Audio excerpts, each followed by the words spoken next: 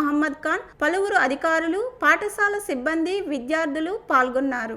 దేశ విద్యా వ్యవస్థలో అత్యవసర సంస్కరణలు చేపట్టి విద్యార్థులపై విద్యా ఒత్తిడిని తగ్గించాలని కన్జ్యూమర్స్ రైట్స్ కౌన్సిల్ జాతీయ అధ్యక్షులు డాక్టర్ వికాస్ పాండే ప్రభుత్వాన్ని కోరారు.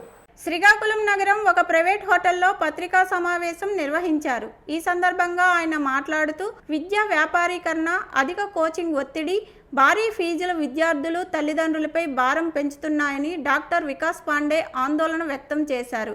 విద్య అనేది కేవలం మార్కులు, ర్యాంకుల కోసం కాకుండా జ్ఞానం, సృజనాత్మకత, వ్యక్తిత్వ వికాసానికి దోహదపడాలని అన్నారు.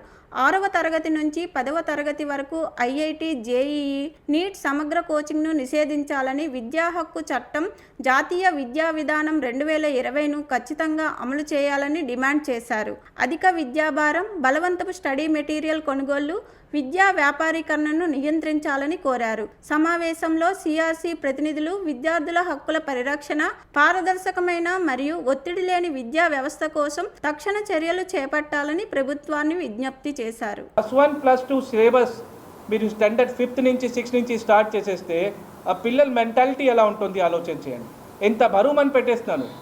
ఇంటర్మీడియట్ అంటే 18 years ఏజ్. 18 years ఏజ్లో చదువుకున్న విషయం వాళ్ళు 10 yearsలో 9 yearsలో చదువుకుంటే వాళ్ళ పరిస్థితి అవుతుంది. దానివల్ల నంబర్ ఆఫ్ సూసైడ్ అటెంప్ట్ జరుగుతుంది. మన ఒక పేరెంట్స్కి ఆశ పెట్టేస్తాను, పిల్లలకి ఆశ పెట్టేస్తాను.